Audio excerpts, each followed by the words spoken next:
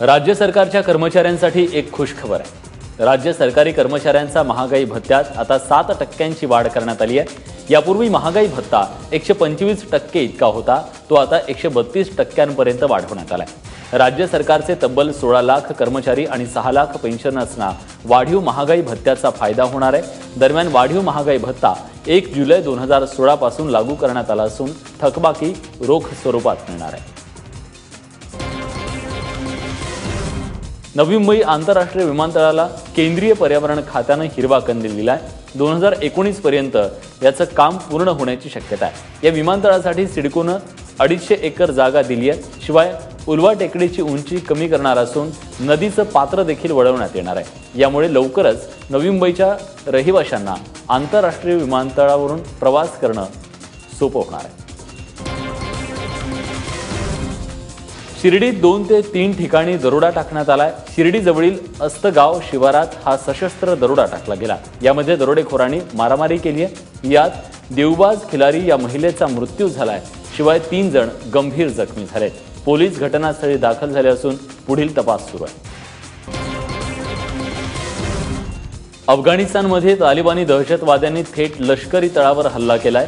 शुक्रवारी झालेल्या या दहशतवादी हल्ल्यात 66 जवानांचा मृत्यू झालाय। उत्तर पाकिस्तानात असलेल्या मजारे शरीफमधल्या आर्मी कॅम्पवर हा हल्ला करण्यात आला। जवळपास 10 तालिबानी अतिरेकी अफगाण लष्कराच्या वेशात आले आणि या हल्ल्यानंतर अफगाणी लष्कराने त्यांच्यावर प्रतिहल्ला चढवला। तेव्हा 10 पैकी 2 दहशतवाद्यांनी स्वतःला उडवून दिलं। 7 दहशतवाद्यांना कंठस्नान घालण्यात आलं, तर एका दहशतवाद्याला जिवंत पकडण्यात आले। दक्षिण आफ्रिकेत काल मिनी बस आणि ट्रकच्या झालेल्या अपघातात 20 लहान मुलांचा होरपळून मृत्यू झालाय। दक्षिण आफ्रिकेची राजधानी प्रिटोरिया इथं शुक्रवारी हा भीषण अपघात झाला। 5 ते 10 वर्षाच्या मुलांना घेऊन ही मिनी बस जात होती। त्यावेळी ट्रकशी या मिनी बसची धडक झाली आणि अचानक या बसनं पेट घेतला। अनेक लहानग्यांना या बसमधून तातडीनं बाहेर काढण्यात आलं, मात्र तब्बल 20 चिमुकले या आगीत होरपळले आणि त्यांचा मृत्यू झाला। प्रिटोरियाच्या ज्या रोडवर हा अपघात झालाय तिथं आजवर शेकडो अपघात झाल्याची माहिती मिळते। उत्तर प्रदेशमध्ये 3 तलाकनं पीडित असलेल्या महिलांना मोठा दिलासा मिळणार आहे। ज्या महिला 3 तलाक प्रथेनं पीडित आहेत त्यांच्यासाठी आश्रम बनवण्यात येणार आहे, ज्यामध्ये या महिलांसाठी खाण्यापिण्याची आणि स्वयंरोजगाराची सोय असणार आहे। शिवाय त्यांच्या मुलांनाही शिक्षण दिलं जाणार आहे। उत्तर प्रदेशचे मुख्यमंत्री योगी आदित्यनाथ यांनी हा निर्णय घेतलाय। 3 तलाक पीडित महिलांनी योगी आदित्यनाथ यांच्याकडे अनेकदा मदतीची मागणी केली होती। त्यानंतर योगींना या महिलांसाठी आश्रमाची सोय केली आहे। खरं तर योगी आदित्यनाथ मुस्लिम विरोधी असल्याची टीका सातत्यानं होत होती, मात्र या निर्णयामुळे उत्तर प्रदेशातील मुस्लिम महिलांना मोठा दिलासा मिळणार आहे। भारतीय क्रिकेट टीमचा कर्णधार विराट कोहली किती रुपयांचं पाणी पितो हे ऐकून तुम्हाला आश्चर्य वाटेल। विराट कोहलीसाठी फ्रान्सहून एव्हियन मिनरल वॉटर या नावाच्या ब्रँडचं पाणी मागवलं जातं। या पाण्याची किंमत आहे तब्बल 600 रुपये।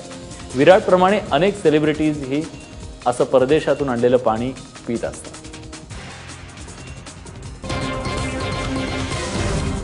सैफ अली खानच्या पुत्ररत्नानंतर आता पतौडी कुटुंबाच्या लेकीनं एक आनंदाची बातमी दिली आहे। पतौडी कुटुंबातली अभिनेत्री सोहा अली खान आणि तिचा पती कुणाल खेमू यानं नुकतंच त्यांना पहिल्यांदाच बाळ होणार असल्यासंदर्भात जॉईंट स्टेटमेंट जारी केले।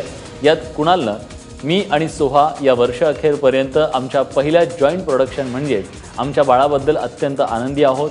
त्यामुळे आम्ही दोघे आईबाबा होण्यासाठी उत्सुक असल्याचा आनंदही कुणालनं बोलून दाखवलाय। सिनेमाच्या पडद्यावर राजनिष्ठ सेवकाची भूमिका साकारणारा बाहुबली मधला कट्टप्पा अर्थात अभिनेता सत्यराज याला रिअल लाईफमध्ये देखील बाहुबलीसाठी झुकावं लागलंय।